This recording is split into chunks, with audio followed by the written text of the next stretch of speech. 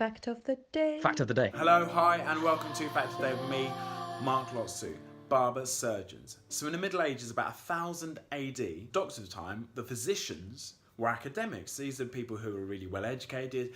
There'd be observers, there'd be consultants, but the people who are actually doing the down and dirty amputations and bloodletting and all this sort of stuff were the barbers. Why? Because the barbers already had the razors, they had all the sharp tools to be able to do this. And to be honest with you, if you're having an amputation, you must need to be in some real pain. So people weren't readily going to see people to get their arms and legs cut off because they didn't have anaesthetics then. You couldn't be put to sleep. You couldn't be given a little injection, a local anaesthetic. They'd just chop it off. So they didn't really have the expertise back then that we have now. They used to think that there were 4 humours, 4 different parts to the fluids in your body. Blood, phlegm, yellow bile and black bile. And what they'd do is they'd get you to have a wee in the morning and they'd have a look at the wee, they'd smell it, they'd taste it, they'd compare it to a chart and say, oh, you're a little bit melancholy today, let's just cut you a little bit, let's let out a little bit of blood here.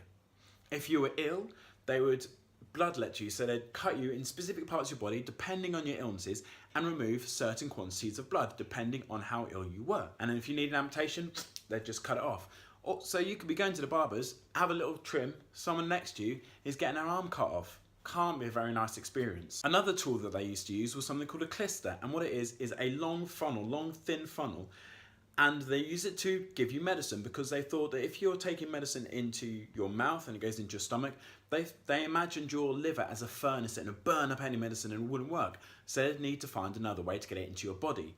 Yep, through the old bum hole. So they'd lather up with lard, push it in 6 inches, pour the medicine in, and then ram it in with a pole to make sure it got it into your body.